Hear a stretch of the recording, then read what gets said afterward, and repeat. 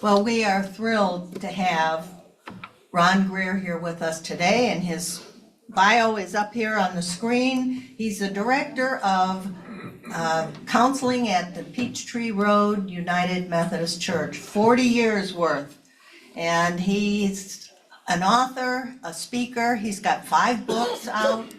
The Quiet House is his most recent, and I understand he's on work to do another book. Come on up. Thank you. Thank you for coming. Yes, indeed. Good morning. Good morning. My word, is it ever a joy? I get out here once a year to the CUC class, and is it ever a joy? You're up for a compliment? This is the way Sunday school is designed to happen, the way you do it. I love everything about the leadership that I have just seen. I love the report. I don't see where Nancy is, but the report that Nancy gave, there she is. The report that Nancy gave outlining all facets of your ministry so you can stay in touch with the whole body of Christ. You can stay in touch with all of your congregation from the children on up. The way you do it, the community that you bring, the activities that you're engaged in, from soup to nuts, keep it up. This is my home away from home. This is my class apart from the New Beginnings class there at Peachtree Road. But again, it's a joy to be back with you. I have, and that is no problem at all with running a couple of minutes behind here. I was thinking about when you mentioned that, I don't know if I've ever shared this with you or not, but I finished seminary in '72. And before I went back to graduate school in the late 70s for pastoral counseling, I was the pastor of a couple of local churches here in town, and one of them was down in South DeKalb. And one Sunday evening, it happened to be an integrated parish, a racially integrated parish, which was very unusual, of course, for the 70s. But one Sunday night, I invited Dr. William Holmes Borders if he would come preach for us. And some of you remember Dr. Borders, just that fabulous preacher from Wheat Street Baptist Church. I introduced Dr. Borders on this Sunday evening, and Dr. Borders stands before my congregation, and he just stares. He doesn't say a word. Did I mention I had invited him? Beads of sweat are starting to, and finally he spoke, and he said, "I see there are quite a few of you white folks in the congregation tonight." I am now sweating profusely. Again, a pause. He said, "I know you white folks get nervous when a black preacher gets up to preach, because you don't know how long he's going to preach." He said, "So I want you to be able to enjoy the sermon, enjoy the service. I want to tell you exactly how long I'm going to preach. I'm going to preach till I get through." So whenever we start, I'm going to teach till I get through, but it will be in a reasonable amount of time. Today, I thought the slide was still up. No, don't do that. Today we're talking about resiliency. Resiliency, responding in faith to life's deeper challenges. Resiliency, we know about life's deeper challenges. Life has many blessings, and life has many challenges, many heartaches. When there are blessings, we celebrate. When there are heartaches, when there are even traumas, when there are challenges in life, what we do with those is not always so clear. That's what we will consider today. What do we do with the heartaches in life? What would we do with those difficult moments in life? I think of the third verse Easy for me to say. I think of the third verse of that marvelous hymn, Amazing Grace. Through many dangers, toils, and snares, I have already come. 'Tis grace hath brought me safe thus far, and grace will lead me home. Through many dangers, toils, and snares, I have already come. Those are the heartaches, those are the wounds, those are the traumas. We'll begin with those. 'Tis grace hath brought me safe thus far, and grace will lead me home.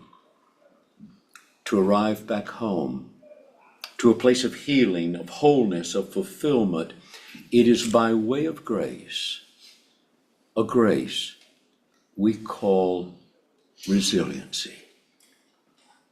That will be our second focus. Challenges, struggles come with life. I once heard someone say, they say what doesn't kill you makes you stronger. I should be able to bench press a Buick by now. Those struggles, that suffering, those difficulties come on a continuum. At the lighter end, or what I think of as those that are merely problematic, and on the tougher end are those that are severely traumatic. Those on this end we can handle with no problem. We can handle life's lighter challenges more easily. We're going to deal with from the midpoint down to this end this morning, those to make sure that they don't take us down, those more challenging, more difficult, more heartbreaking experiences in life. Those are the dangers, toils, and snares. These are the times we find ourselves in emotional pain. Remember? Remember when you have been there? Of course we do. We all do. I see looks of recognition throughout the class as I simply say it out loud, from the suffering of an illness, from the difficulty of a loss, the sorrow, the terror of an accident, the heartache of betrayal, the disappointment of failure, the distress of shame, the torment of abuse, or the anguish of dream, a hope, an aspiration, vanished, lost, gone forever. As the psalmist put it, weeping may linger for the night. We all have known those nights. We all have been there. It's a part of living our lives. As Ralph McGill said, with just a hint of levity, the fleas come with the dog. In our lives, there's adversity, tragedy, dangers, toils, and snares that come with the joys of living this life. And so let me ask you a very personal question just to reflect quietly. When have you been there? When have you had one of those moments? When has your heart ached? Perhaps it was the suffering of a loss. Perhaps it was a diagnosis for yourself that sent shivers of anxiety up your spine. Perhaps it was a disappointment. When have you been there? All of us have known those moments. Or perhaps it was a time of deep worry that caused you to awaken in the night and then to lie there, awake in the dark. All of us have known those moments. We've been there, or perhaps we are there, or we will be there. So the question then is, how do we respond to those moments? How do we respond to those wounds and traumas in our life? We respond with our best. We respond with resiliency, grounded in our faith. We begin with an intentional resiliency. Resiliency is defined as the capacity to recover quickly from difficulties. Its Latin origin, I always go back to y'all are my buddies now, I always go back to the origin of words, because the origin of a word stays with the word. No matter how the word is shaped and modified and changed over the decades and centuries, the origin of the word stays with it. The origin of the Latin from which resilience comes simply means to leap back. It is to go back to where we were before the heartache or before the wound or before the trauma. It is to leap back. In other words, it is to heal from the effect of the heartache. First, we leap back. We recover, we heal. And then in our faith, having healed, we then move forward. The stronger for having been there. We grow into someone we have never been before. And we'll get to that in just a moment. Resiliency, by the way, is not a DNA gift. Okay. Like athleticism, certain things in life are DNA gifts, for which I was not particularly blessed. But certain things come with the DNA. Resiliency is not one of them. Resiliency, and this is good news, resilience is something we all can learn to do. Resiliency is a strength that we either learn and develop or we do not. Resiliency is to return to a healthy, positive place. This was Jesus' aspiration for each of us. I came that you may have life and have it in all abundance. That's how Jesus wanted us to live. And when one of life's heartaches come in, Jesus wants us to respond to that heartache directly, confront the heartache, in order then to live our lives with resiliency, to heal, to leap back to that life in all fulfillment, to have it abundantly. From time to time, as we're hit with life's blows, we're forced through the valleys, and to return requires resiliency. From my personal and professional background, let me share with you what I think of as some of the pillars of resiliency. Those markers to guide us from distress into living abundantly. The pillars of resiliency. First, your attitude sets your sails toward healing. Resilience begins with an intentional attitude. This is huge. Resilience begins with an intentional attitude that you are coming back. It's a choice. It's a choice that we all make, that we are coming back, that we are going to heal from whatever blow life hits us. We may not be able to dodge the wound, but we are in complete control of how we respond to that life challenge.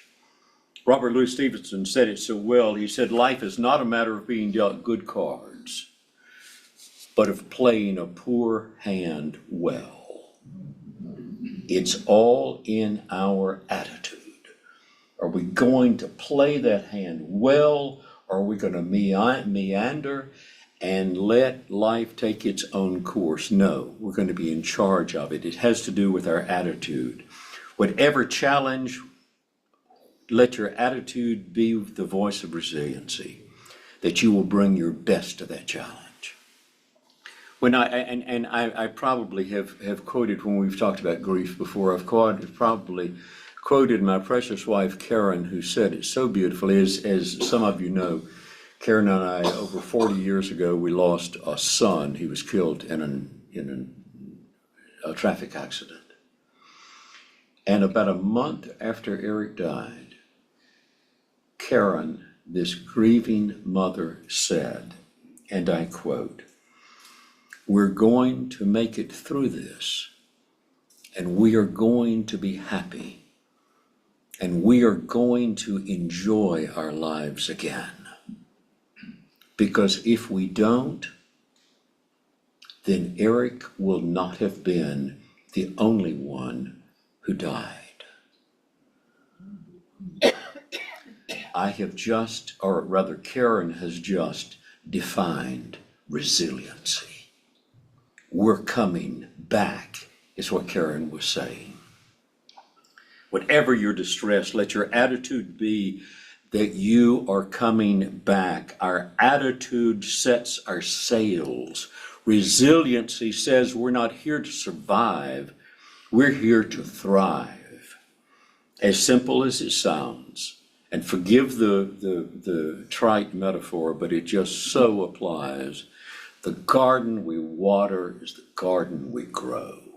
And if we intend to be resilient, we just greatly increase the chances we will be. Now let me pause for a moment. If this sounds easy, please understand, it's not. It at times, oh my goodness, I see heads nodding. Say amen, church. Amen. It's not. It, in some cases, is the challenge of a lifetime. To face the magnitude of the loss or the heartache, to face the magnitude of it, and to resiliently bounce back, come back, not bounce back, but come back, grow back, heal back, can be the challenge of a lifetime. But it's doable and it's worth it.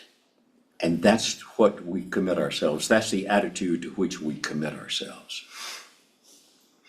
I remember, and again, my apology,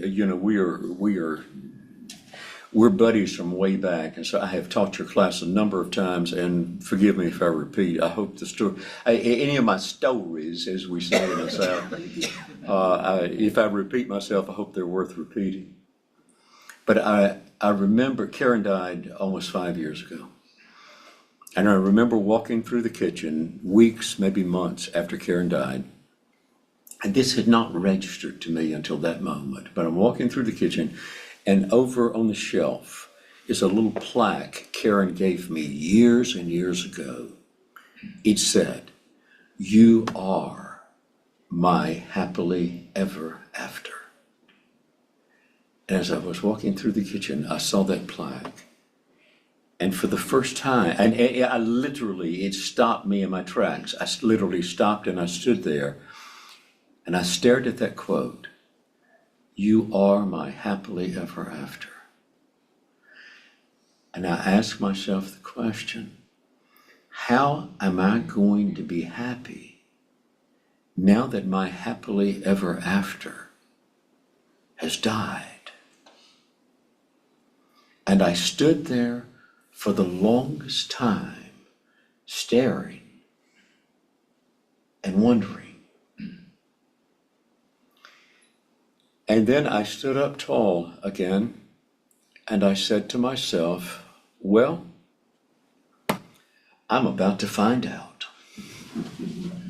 And so I pressed on. That was a moment of my own resiliency. My happily ever after had died, and I was going to move into these next chapters of my life and find out how I was going to discover happiness and joy, and it was going to be through resiliency. So, having decided we will take on the challenge, having decided that is going to be our attitude. Sorry, I got a little teary here.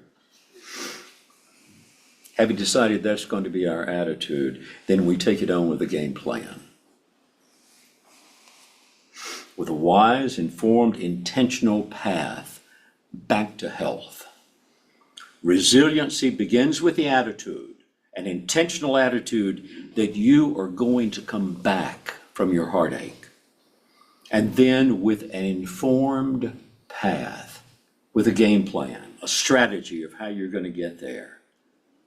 Rarely does any anguish or despair heal by meandering.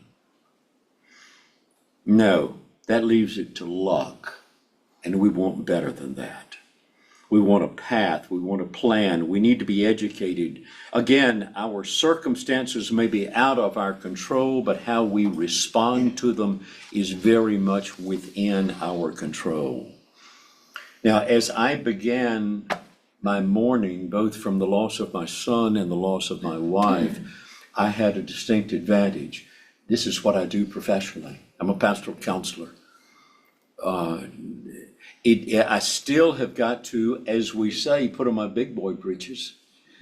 I've still got to engage the challenge. I've still got to feel the hurt. I've still got to grieve the grief, to mourn the grief. I've still got to do all of those things, and it's going to hurt like all get out, just like it does for everyone. But I know the path. I know how to engage it.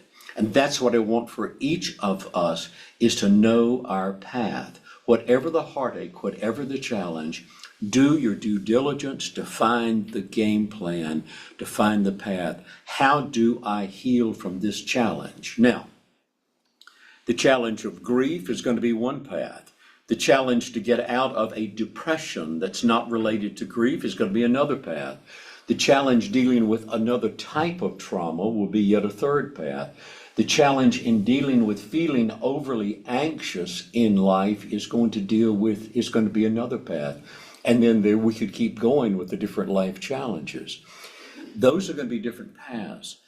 Identify what your challenge is, and then do your due diligence to discover what is my path to healing. If that requires going to see your pastor, go see your pastor. If it requires reading a good book, read a good book. If it requires going to see a counselor, go see a counselor. But find out what your path is. Don't live with with the trauma of that anxiety. Don't live with that tragedy. Don't live with that depression. Don't live with that loss in a way that healing is not happening. Find your game plan. Find your path. Start asking questions. Get curious. Be specific. Here's the list of questions that I wrote down. What are you experiencing? How are you feeling? With what form of distress are you dealing? Then, what is your path to healing? What are the resources you will need? How will you find them? How will you engage this process? Who will support you emotionally? Where and how will you begin? First, our attitude. We're coming back. Second, game plan. We're going to develop a strategy of how we're going to get there. Third, support. Embrace your closest relationships and your community. Oh my word, I was just, your list of the prayer concerns. Good gracious, I was feeling, as each of those names were called, how loved they were by their community. You embrace your community during these difficult times, or more specifically, you let your community embrace you. I have rarely known, please hear me, I've been doing this a bunch of years. I have rarely known of anyone to fully heal without the support of their community. I've rarely known of anyone to heal within isolation. Emotional restoration and healing happens in relationship, in caring, loving community. Don't even think of engaging life's challenges alone. Remember Jesus, you quoted him earlier. Exactly. Remember when Jesus said, where 2 or 3 are gathered in my name, there I will be with you. where two or three or however many are in this wonderful class, where two or three are gathered in my name, Jesus said, my Spirit is going to be there more intimately, more personally, more vividly. I will be with you. It happens so often. At times it happens in the quiet of meditation alone. But when it comes to healing, it needs to happen in relationship where two or three are gathered. Because where two or three are gathered and someone steps up to me and says, Ron, how are you doing? Catch me up. Been thinking about you, brother. How are you doing? Two or three have just gathered. And any time that has happened to me, just like any time that has happened to you, I need to slip off my sandals because I have just stepped onto sacred, holy ground. Two have just gathered with that question, how are you doing? Two have just gathered, and the Spirit of Christ is among us. As Jacob said to, oh gosh, I love that quote. As Jacob said to his brother Esau, as he was so warmly received, as Esau returned home. And Jacob said to Esau, for truly to have seen your face is like seeing the face of God. With such favor have you received me. In relationship. In community, where two or three have gathered. With your two or three, in those difficult times, let me encourage you to be radically open. Let me encourage you. There are times that if someone experienced, that I may be seeing in counseling, if someone has experienced the major loss, the loss of a spouse perhaps, a major loss in the second half of the year, I will tell them before Thanksgiving and before Christmas, you tell your two or three closest friends to expect phone calls. And anytime your heart just breaks again as you're anticipating that holiday without your loved one, tell them, I may need just 5 minutes of your time, but I need all of those 5 minutes. I need to pour out my heart. I need to pour out my heart. Two will have gathered. In your times of turmoil, they will anchor you. In their times of turmoil, you will anchor them. And as we are anchored with the emotional support at our side, we are also next anchored with the spiritual support of our faith. I love the way Barbara Brown Taylor puts it. She said, deep suffering makes theologians of us all. When we're going through deep suffering, we start asking the deep questions. And that question is often, why? Why, oh God? Why? Why this heartache? A minister friend, several weeks after our son died, came up, and I remember how Fred said it to this day, 40-something years later. Fred said, Greer, when I crossed the Jordan, remember we had just buried our son. He said, Greer, when I crossed the Jordan, I'm going with questions. Why is there suffering and trauma in this world? Why is there pain and suffering? Will be high on my list of questions. I have given it much thought over the years as to why there's pain and suffering in God's world, and I have made my peace with the fact that on this side of the Jordan, I will never know. I will never understand. There are many mysteries in this world, and that will be one of them. It reminds me, as Paul put it, that now we see through a glass darkly, then face to face. Why there's pain and suffering, that I will not know on this side.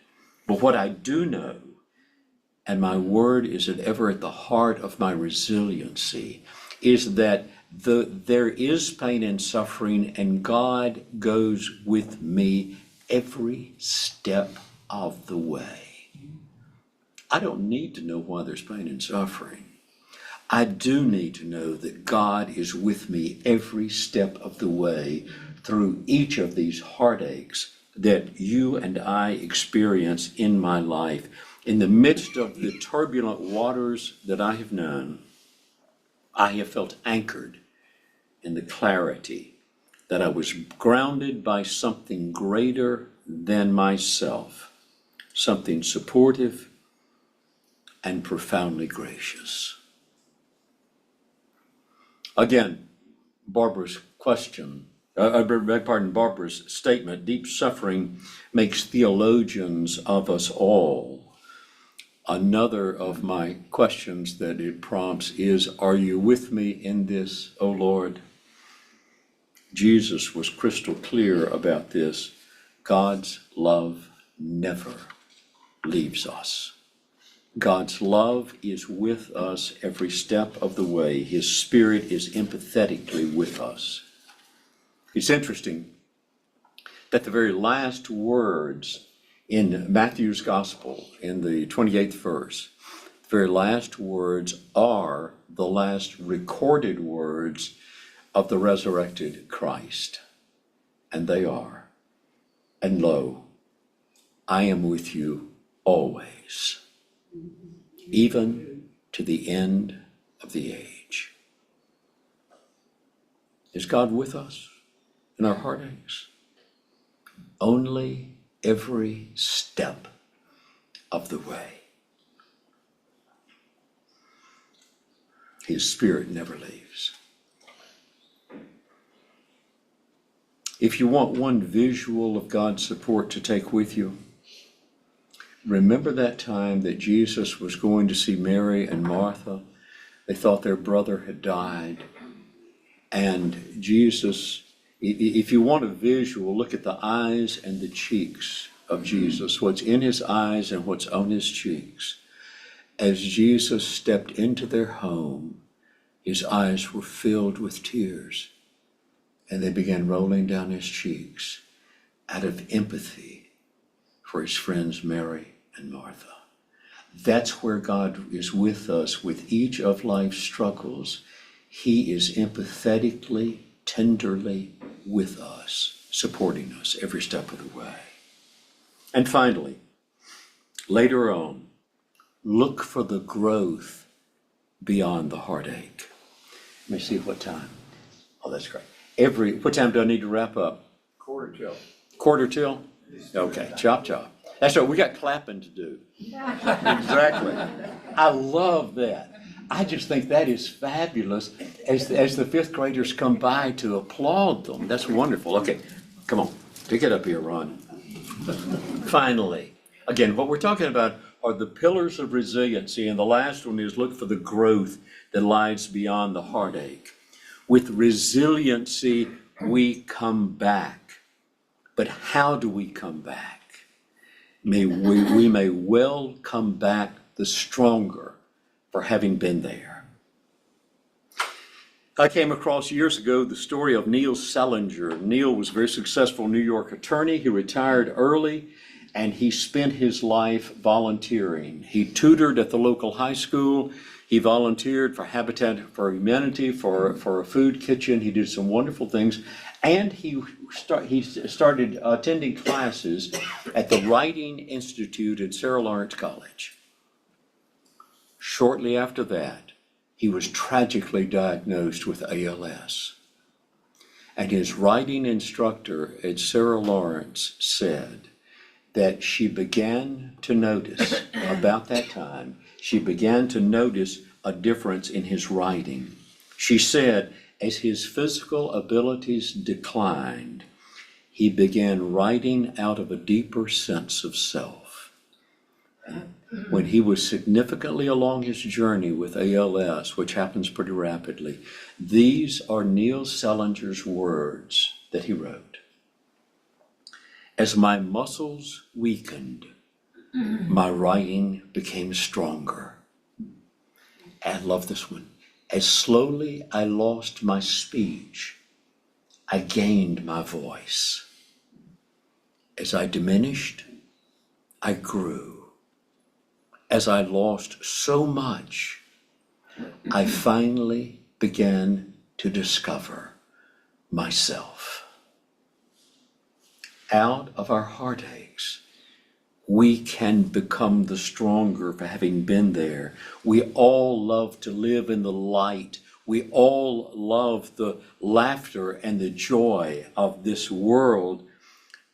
I think of the delightful card I once saw that the front side of the card, this is similar to something I said before, the front side of the card say,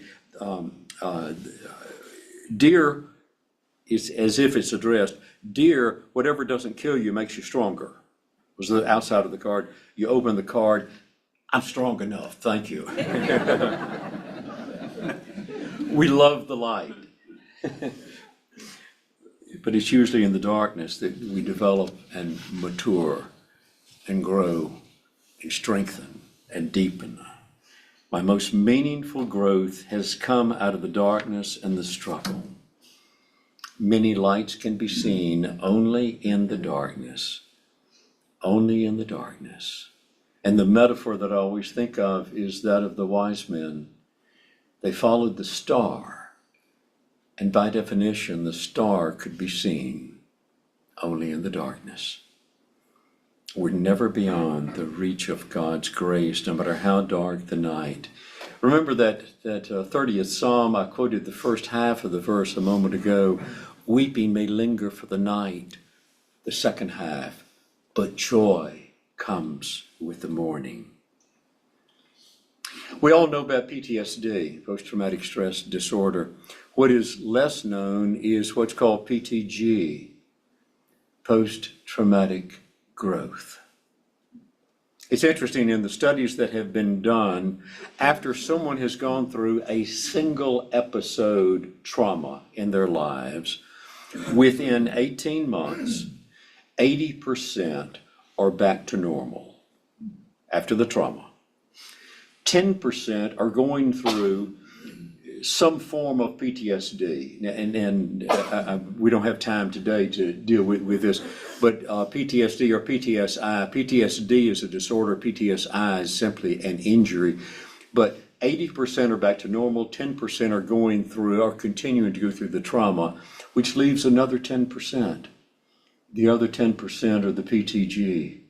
They have grown from the experience. They not only have come back, they have moved forward. They're stronger than ever before.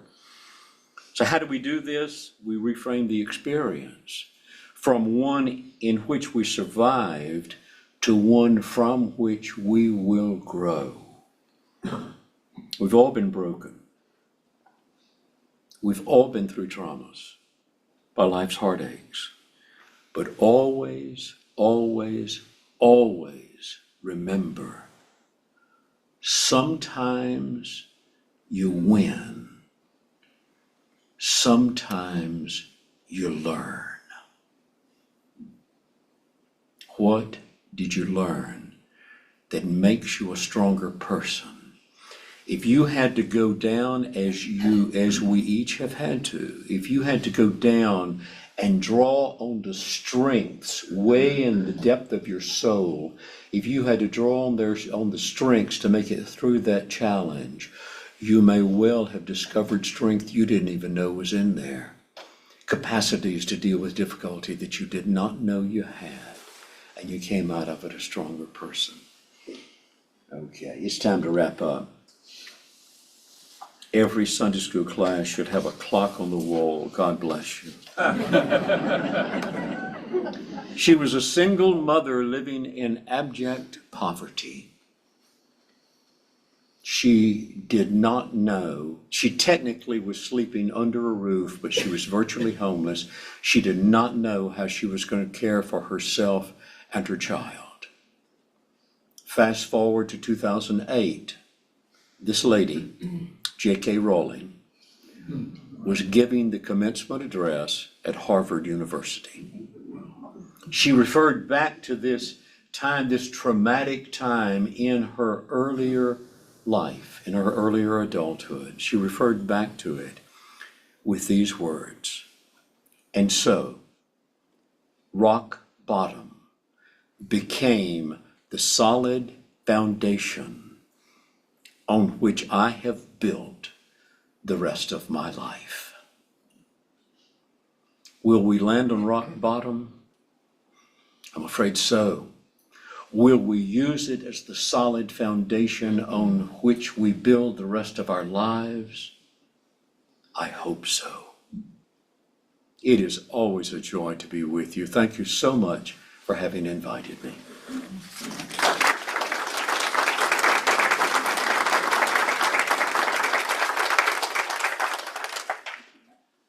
Ron, excellent job. Ron, what's your website? I know you have your own website, right? So Yes. if you, RonaldJGreer@gmail.com. perfect. So we're gonna put that in the newsletter next week, okay? We'll put Ron's website in the newsletter. That sounds like an email address. Yeah, well, it is, yeah, but he's got a website there also, so it's a great source, because that's how I stole his picture for the slide. I'm sorry, that is Ronald J. Greer. Just type in Ronald J. Greer and Okay. it'll pop up. So Thank you. just the name and it'll pop right to the website.